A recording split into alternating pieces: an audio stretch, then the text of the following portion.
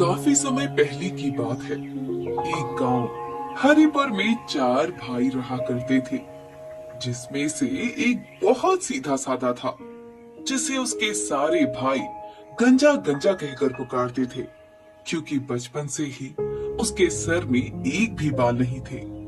एक दिन की बात है। भाई, मैं क्या सोच रहा था कि हाँ हाँ भैया, बताओ ना क्या बात है। क्यों ना हम इस गंजे को इस घर से निकाल दें। वैसे भी ये तो कुछ बोलेगा नहीं, सीधा साधा जो है। अरे नहीं नहीं, हम इसे घर से कैसे निकाल सकते हैं? अगर हमने इसे घर से बाहर निकाल दिया तो गांव भर के सभी लोग हमें ही कहेंगे कि हम कैसे भाई हैं, अपने ही भाई को घर से बाहर कर दिया। तो फिर हम क्या करें? इसे माँ पिताजी की जायदाद में से कुछ नहीं देने वाला मैं। हाँ, तुम दोनों ही अपने हिस्से में से दे देना इसे कुछ। अरे भैया, ये कैसी बातें कर रहे हो आप? भला हम अपने हिस्से में से इसे कुछ क्यों देंगे? तो फिर जल्दी से कुछ तरकीब सोचो इसे घर से बेदखल करने की। भैया, मेरे पास एक उपाय है। आपको हमारी वो बंजर जमीन तो पता है ना? हाँ हाँ, और वो तो बेकार है। उस जमीन पर सांप बिच्छू के अलावा होता ही क्या है। हाँ, सही कहा आपने।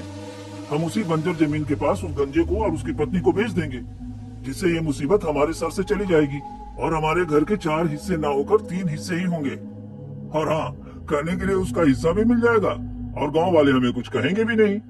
हाँ, ये बात तो तुम सही कर रहे हो। हम वो देखो, वो जा रहा है गंजा। अरे सुन बे गंजे, कहाँ जा रहा है तू? बस भैया, बाहर ही जा रहा था। अच्छा सुन, हमें तुझसे कुछ जरूरी बात करनी है। जी भैया, कहिए ना। हमने जमीन के 4 हिस्से कर लिए हैं, समझा? यहाँ जो जमीन और घर है ना, ये हमारे तीनों के हिस्से में आई है। और हमारी बाड़ी के पास जो जमीन और मकान है, वो तेरे हिस्से में आया है। तो तू एक काम कर, तू अपनी पत्नी को लेकर वहीं चला जा। तुझे मेरे इस फैसले से कोई एतराज तो नहीं है ना? अरे नहीं भैया, आप मुझसे बड़े हो। आप जो भी फैसला करेंगे मुझे मंजूर होगा। ठीक है, मैं कल ही बाड़े वाले मकान में चला जाऊंगा। चलो सुशीला, अब हम उस बाड़े वाले मकान में रहेंगे और वहीं पड़ी जमीन पर खेती करेंगे। अरे गंजे सुन, ये लंगड़ी बकरी भी लेता जा। इस लंगड़ी बकरी का भला हम क्या करेंगे? गंजा अपनी पत्नी और उस लंगड़ी बकरी को लेकर बाड़े वाले मकान की ओर चल पड़ता है। चलो, अच्छा हुआ ये गंजा यहाँ से चला गया। अब यहाँ की जमीन और हमारे घर तीनों का है। ठीक है ना भाइयों? हाँ हाँ भैया, आपने बिल्कुल सही किया। हाँ, अब इस गंजे से हमेशा हमेशा के लिए छुटकारा मिल गया। अरे ये क्या, ये जमीन तो पूरी बंजर है। यहाँ तो ना कोई हरियाली है, ना पानी है, कुछ भी नहीं है। अब हम यहाँ कैसे खेती करेंगे? और ये बकरी तो यहाँ ज्यादा दिन रह भी नहीं पाएगी। हाय राम, कैसे भाई मिले हैं तुमको? ऐसी जमीन दी है उन्होंने तुम्हें। अब जो भी हुआ, हमें इसमें अपना गुजारा करना पड़ेगा। अब तो बंटवारा हो गया है। चलो, उन्होंने जो किया अच्छे के लिए ही किया होगा। हो सकता है इसमें हमारा कुछ भला हो। अरे तुम फिक्र मत करो, मैं सब ठीक कर लूंगा।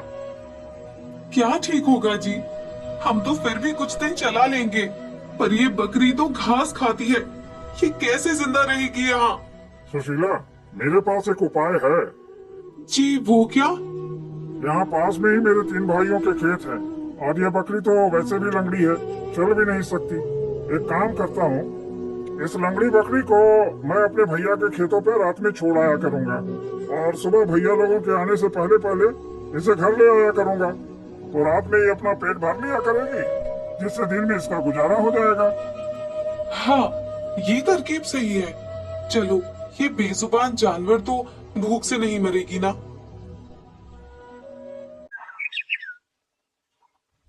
रात होती है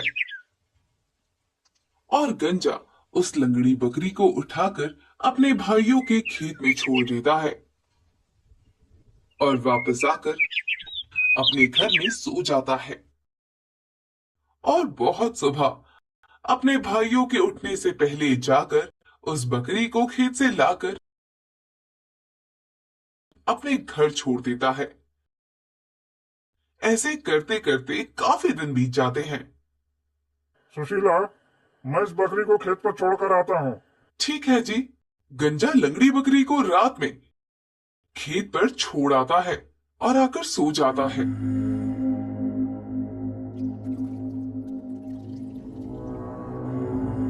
लेकिन सुबह वो जल्दी नहीं उठ पाता। ए जी देखिए, दिन चढ़ गया, आप बकरी नहीं लाए क्या खेत से? हे भगवान, अरे मेरी नींद ही नहीं खुली। अब मैं क्या करूं? अब तो मेरे सारे भाई भी खेत पर आ गए होंगे। वो तो मेरी उस लंगड़ी बकरी को अब जिंदा नहीं छोड़ेंगे। अरे मेरी आंखें कैसे नहीं खुली? ओ, ये तो गंजे की बकरी है, पर यहाँ क्या कर रही है? हाय हाय हाय हाय हाय हाय, इसने तो हमारे सारे खेतों को चौपट कर दिया। अरे हमें तो लगा था कि कोई जंगली जानवर है जो हमारे खेतों को चौपट कर रहे हैं, पर यहाँ तो ये लंगड़ी बकरी है। अभी जाकर अपने सारे भाइयों को बुलाकर दिखाता हूँ उस गंजे की करतूतें। प्रमोद अपने दोनों भाइयों को बुलाकर लाता है, जिसके बाद वे तीनों भाई मिलकर उस लंगड़ी बकरी को वही मार देते हैं और अपने घर आ जाते हैं।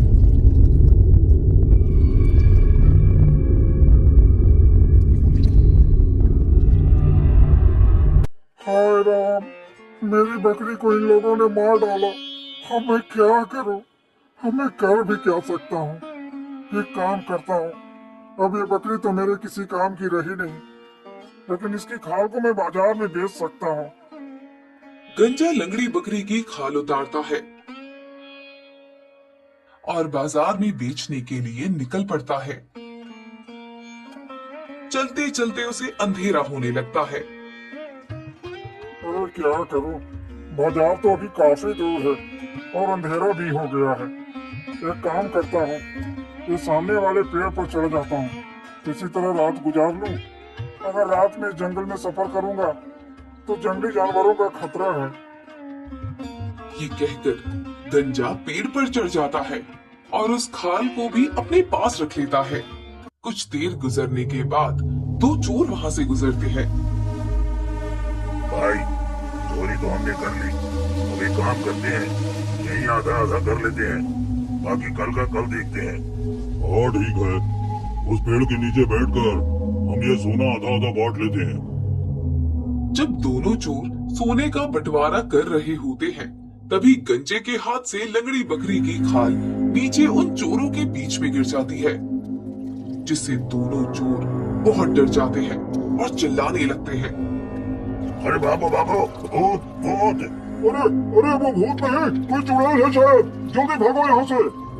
दोनों चोर चोरी किया हुआ सामान वही फेंकते हैं और वहां से भाग जाते हैं। अरे ये क्या? ये लोग कौन थे और ऐसे क्यों भाग रहे हैं? खैर छोड़ो, मैं अपनी लंगड़ी बकरी का खाल ले आऊं, शायद मेरी आंखें लगने पर गिर गई है। गंजा जैसे ही नीचे उतरता है तो देखता है। अरे ये क्या है? वाह, मैं तो माला माल हो गया। सच ही कहते हैं लोग, ऊपर वाला जब देता है तो छप्पड़ फाड़ कर देता है। धन्यवाद प्रभु, तेरा बहुत बहुत धन्यवाद। अब जब इतना सारा धन मिल ही गया है तो ये खाल मेरे किस काम की? चलो इसे यहीं फेंक देता हूँ। गंजा सारा सोना उठाता है और अपने घर आ जाता है। सुशीला, अरे ओ सुशीला, कहाँ हो? हाँ जी, क्या हुआ, कहिए। अरे सुनो, पड़ोस में वो छोटी बच्ची है ना, उसे मेरे भाइयों के पास भेजकर मापा मंगवा लाओ। मापा? पर क्यों? आप क्या मापेंगे उस मापे से? गंजा अपनी पत्नी को सारी बात बताता है। अरे वाह, ठीक है जी, मैं अभी मापा मंगवाई देती हूँ। सुशीला पड़ोस में जाती है और उस छोटी बच्ची से मापा लाने कहती है, लेकिन उसमें क्या मापना है ये वो उस बच्ची को नहीं बताती। ठीक है, मैं अभी जाकर मापा ले आती हूँ। छोटी बच्ची गंजे के भाइयों के पास जाती है। ताऊ, ओ ताऊ, कहाँ है आप? क्या हुआ? क्यों ताऊ ताऊ चिल्ला रही है? ताई, वो गंजा चाचा ने मापा मंगाया है। मापा? भला इन दोनों के पास ऐसा क्या आ गया मापने जो इन्होंने मापा मंगवाया है? एक काम करती हूँ, इस मापे के नीचे एक लुक लगा देती हूँ ताकि मुझे भी पता चल जाए कि आखिर ये लोग क्या माप रहे हैं। मोहन की पत्नी उस मापे में लुक लगाती है और मापा उस बच्ची को दे देती है। गंजा चाचा, ये लीजिए मापा। हाँ हाँ, हुआ बेटी ला। गंजा और उसकी पत्नी सुशीला उस मापा में वो सारा सोना मापते हैं, लेकिन जब वे दोनों सोना माप रहे होते हैं तभी एक सोने का सिक्का लुक में फंस जाता है। अजी, ये तो गजब ही हो गया, कितना सारा सोना है ये तो। हाँ हाँ सुशीला, बहुत सारा सोना है अब तो हमारे पास। अब जा, ये मापा दे आ उस बच्ची को, वो मेरे भाइयों को दे आएगी। ठीक है जी। बच्ची वो मापा जब ताई को देकर आती है तो ताई फटाफट उस लुक को देखती है। हाय मोरी मैया, ये क्या? ये तो कोई सोने का सिक्का लग रहा है। अरे क्या हुआ भाग्यवान, क्या देख रही हो इतनी गौर से? सोने का सिक्का। क्या? सोने का सिक्का? दिखा दिखा। अरे वाह, ये सोने का सिक्का तेरे पास आया कहाँ से? तुम्हारे उस गंजे भाई के पास से। देख लो, जिसे तुम सीधा साधा समझ रहे थे वो तो लाखों में खेल रहा है और तुम सभी भाई यहाँ मक्खियाँ उड़ा रहे हो। उसे तो तुम लोगों ने जमीन भी बंजर दी थी, फिर भी वो बड़ी तरक्की कर रहा है। अरे पर ये सब हुआ कैसे?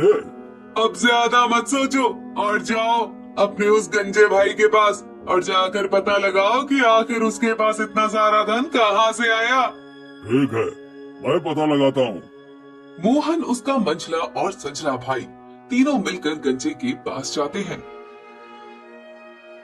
अरे भैया, आप लोग यहाँ, बताइए कैसे आना हुआ? क्या गंजे भाई, तू तो अपने भाइयों को ही भूल गया। जब से यहाँ आया है तब से हमसे मिलने भी नहीं आया। अरे नहीं भैया, ऐसी कोई बात नहीं है, बस काम ज्यादा होने के कारण और दूर होने के कारण मैं नहीं आ पाता। देख गंजे भाई, हमें लगा कि हमने तेरी बकरी मार दी है, शायद इसलिए तुम हमसे बात नहीं करता। पर विश्वास मान भाई, हमें लगा वो किसी और की बकरी है, इसलिए हमने उसे मार डाला। अगर पता होता कि वो बकरी हमारे गंजे भाई की है तो हम उसे कभी नहीं मारते। चलिए जाने दीजिए ना भैया, जो हुआ सो हुआ। अच्छा ठीक है, छोड़ उस बात को। अच्छा भाई, ये बता कि तेरे पास इतनी दौलत आई कहाँ से? भाई, आपने मुझे एक बकरी दी थी, वो भी लंगड़ी, और उसने तुमने मार भी दिया था, इसलिए मैंने उसकी खाल उतारी और बाजार में बेच आया। अब आपको तो पता है कि बकरी की खाल आजकल बाजार में कितनी महंगी बिक रही है। जितना मुंह से आप खाल की कीमत मांगोगे उससे कहीं ज्यादा मिलेगी। अच्छा, ये बात है। ठीक है, अभी हम चलते हैं, फिर बाद में आते हैं। ठीक है भैया। क्या बात है भैया, उस एक लंगड़ी बकरी की खाल बेचकर तो ये गंजा लखपति बन गया। हाँ हाँ, सही कहा तुमने। अरे हमारे पास तो कई सारी बकरियां हैं। सोचो, उन सभी की खाल जब हम बाजार में बेचेंगे और मुंह मांगी रकम मांगेंगे तो हम तो उस गंजे से कहीं ज्यादा अमीर हो जाएंगे। हाँ भैया, अब जल्दी चलो, अब मुझसे रहा नहीं जा रहा है। तीनों भाई मिलकर अपनी सारी बकरियों को मार काट डालते हैं और उनकी खाल एक थैली में डालकर बाजार की तरफ निकल पड़ते हैं। भैया, यही लगा लेते हैं हम अपनी दुकान। प्रमोद और सुशील दोनों भाई अपने थैले से वो खाल निकालते हैं और जोर जोर से आवाजें लगाने लगते हैं। ले लो ताजी ताजी खाल बकरी की, अच्छी अच्छी नस्ल की खालें हैं, इनकी खालें कहीं नहीं मिलेंगी। आओ जल्दी आओ, ले लो ताजी खाल बकरी की। छी, सारी बाजार इन बकरियों की खालों की बदबू से गंदी कर रखी है। अरे कैसे कैसे बेवकूफ लोग हैं यहाँ। हाँ भाई साहब, आप सही कह रहे हैं। भला मरी हुई बकरियों की खाल को कौन लेता है? उठाओ इन पागल लोगों को यहाँ से। बाजार के सारे लोग उस बदबू से परेशान हो जाते हैं और डंडा लेकर उन दोनों के पीछे पड़ जाते हैं। जिससे वे दोनों अपनी अपनी जान बचाकर किसी तरह वहां से भाग जाते हैं। ये क्या भाई, उस गंजे के बच्चे ने तो हमें बेवकूफ बना दिया। अरे यहाँ तो बकरी की खाल लेना तो छोड़ो, कोई सूंघना भी नहीं चाहता है। इसको तो सबक सिखाना ही पड़ेगा। हाँ, तुम सही कह रहे हो। अब तो हमारी सारी बकरियां भी खत्म हो गई। और अब हम करें क्या? एक काम करते हैं, हम उसकी पत्नी को ही मार डालते हैं। ठीक है। रात होती है और दोनों भाई गंजे के घर जाते हैं। अरे भैया, लगता है गंजा घर पर नहीं है। अरे ये तो अच्छी बात है, अब हम उसकी पत्नी को और अच्छे से मार पाएंगे। दोनों भाई कमरे के अंदर जाते हैं जहां गंजे की पत्नी सो रही होती है। वे दोनों गंजे की पत्नी का गला दबाकर उसे मार डालते हैं। लगता है ये अब मर चुकी है। चलो अब हम यहाँ से चलते हैं।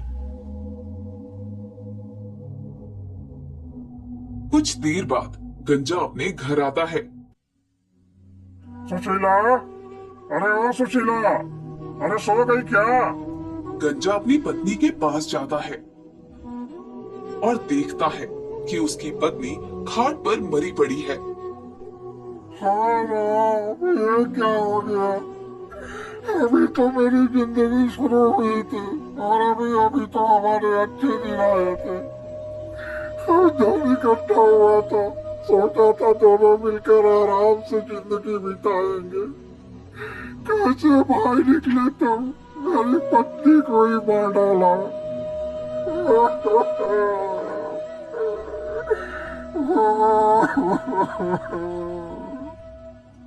गंजा बहुत रोता है। अब मैं क्या करूं?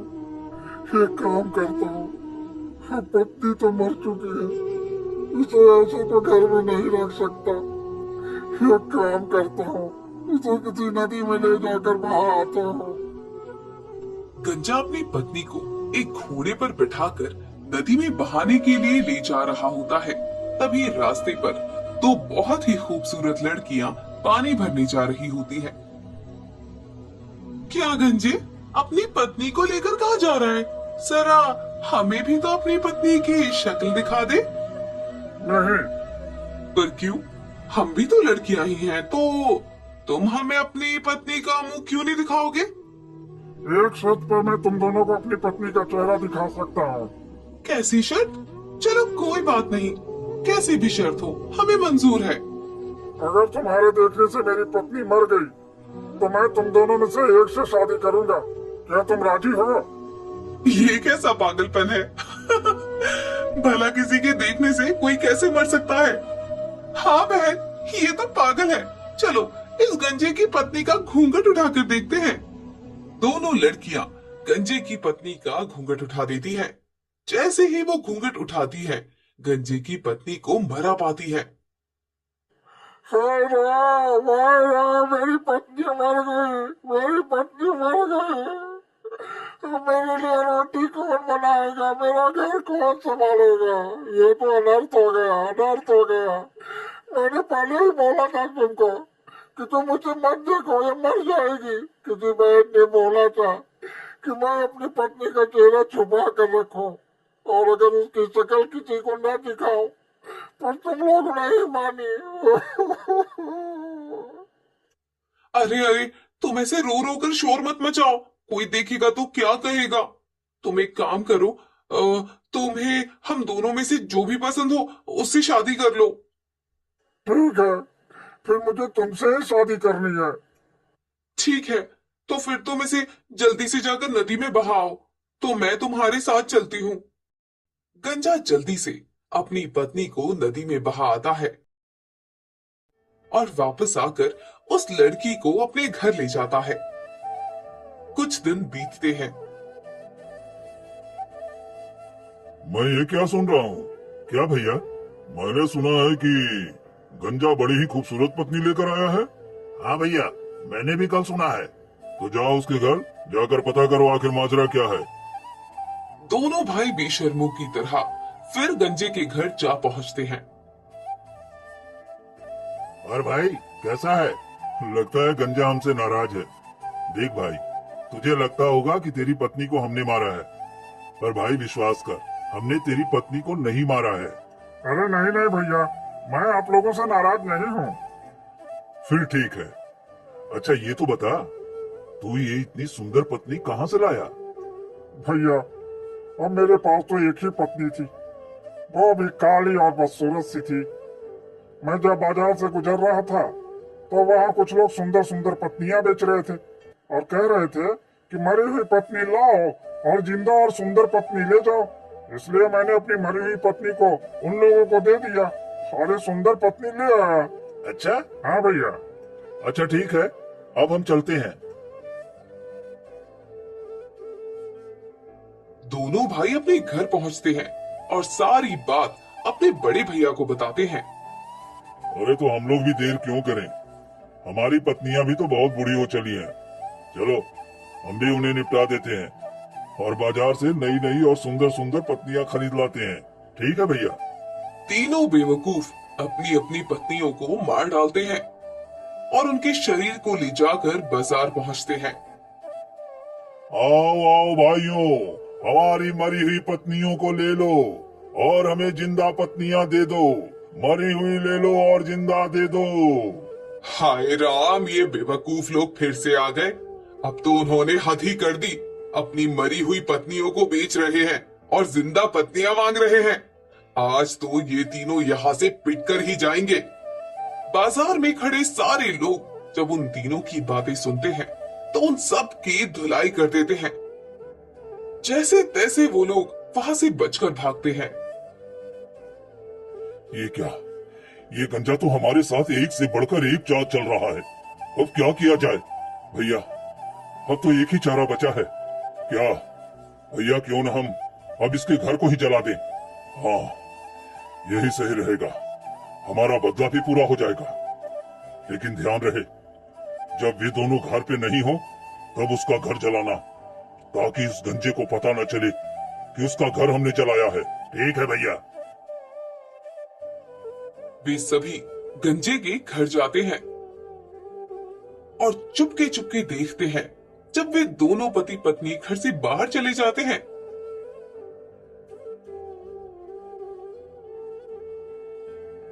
तब वे तीनों मिलकर गंजे के घर में आग लगा देते हैं, जिससे उसका घर जलकर खाक हो जाता है। कुछ देर में गंजा और उसकी पत्नी आते हैं।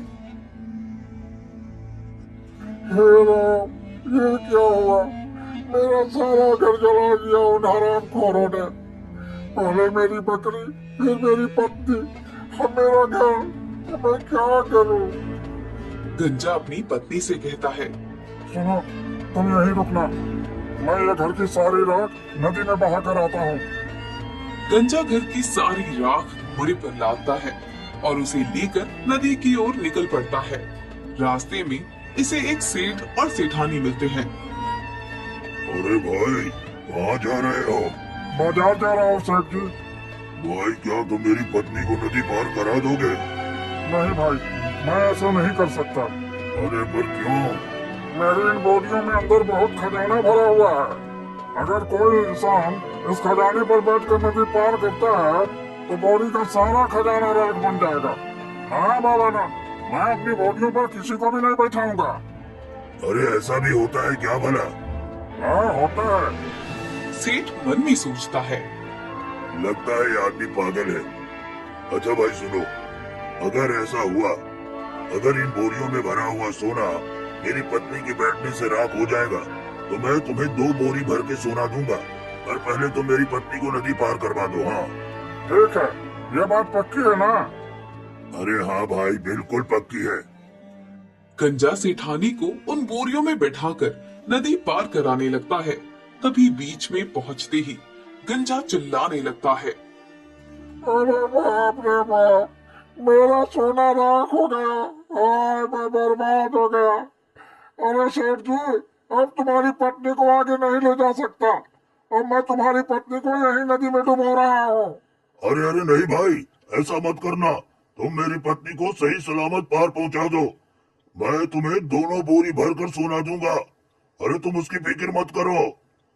गंजा सिठानी को सही सलामत नदी पार करा देता है और सेठ के साथ उसके घर जाता है, जहां सेठ उसे दोनों बोरी भर भर कर सोना देता है, जिसे गंजा अपने घर ले जाता है। अरे भैया, आपने सुना कुछ? अरे वो गंजा न जाने कहां से खूब सारा धन लेकर आया है। हाँ भैया, वो इतना सारा धन लाया है कि उससे एक तो छोड़ो, 10-10 घर भी ले ले तो उसका धन कम नहीं होगा। अच्छा, तो ये बात है। अब इस गंजे की खैर नहीं। अरे नहीं नहीं भैया, अब बहुत हुआ। हर बार ये गंजा हमें बेवकूफ बना जाता है।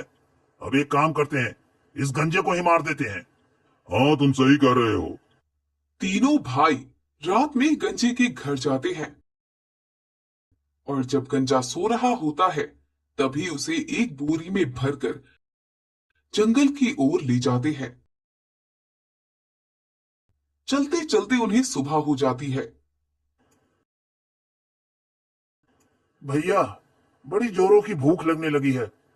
अब तो एक काम करते हैं, ये गंजा तो इस बोरी में कैद है, हम चलकर कुछ फल खा लेते हैं और इसे यहीं छोड़ देते हैं। हाँ ठीक है, चलो। तीनों भाई गंजे को वही बोरी में छोड़कर फल खाने निकल जाते हैं। तभी वहां से एक चरवाहा गुजरता है। नहीं नहीं, मुझे नहीं करनी है। अरे मुझे नहीं करनी है। अरे ये किसकी आवाज है? लगता है उस पेड़ के नीचे से आ रही है। चरवाहा बोरी के पास पहुंचता है। अरे कौन हो तुम? ओ भैया, मैं एक इंसान हूँ, पर तुम जा कहाँ रहे हो? नहीं करनी है, नहीं करनी है, नहीं करनी है बोल रहे हो। अरे भैया क्या बताऊं, मेरे तीनों भाई मेरी शादी इस राज्य के राजा की बेटी से करवाने जा रहे हैं। मेरे भाई मेरी जबरदस्ती शादी करवाना चाहते हैं और मैं हूँ कि करना नहीं चाहता। अच्छा अच्छा, अगर तुम राजकुमारी से शादी नहीं करना चाहते तो मैं कर लूं? हाँ हाँ बिल्कुल, अगर तुम्हारी इच्छा है तो तुम ही कर लो। आओ और इस बोरी में तुम कैद हो जाओ और कुछ बोलना मत। ये तुम्हें सीधा वहीं खोलेंगे जहाँ शादी होगी। मैं तुम्हारी बकरियों को तब तक तुम्हारे घर पहुंचा दूंगा। ठीक है। चरवाहा गंजे को बोरी में से निकाल देता है और खुद बोरी के अंदर घुस जाता है। थोड़ी देर में गंजे के भाई आते हैं और उस बोरी को उठाकर नदी में फेंक देते हैं, जिससे चरवाहा डूबकर मर जाता है। ये हुई ना बात।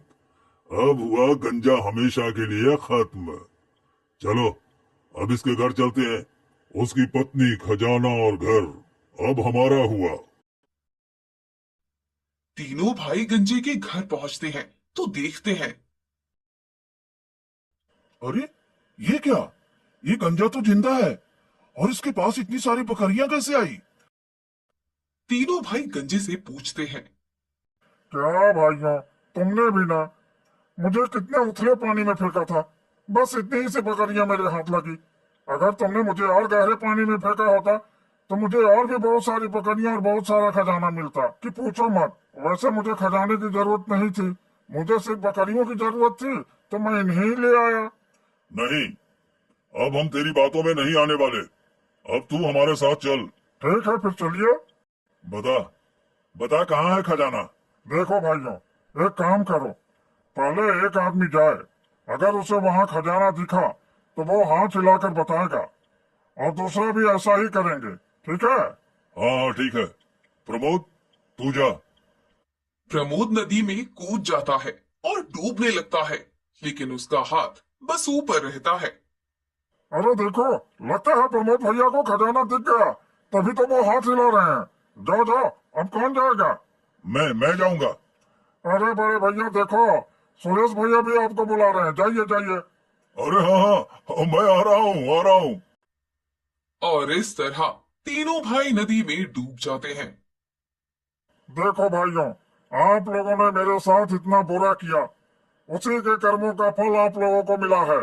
गंजे के तीनों भाई नदी में डूब जाते हैं और गंजा अपने घर आ जाता है और खुशी खुशी अपनी पत्नी के साथ रहने लगता है।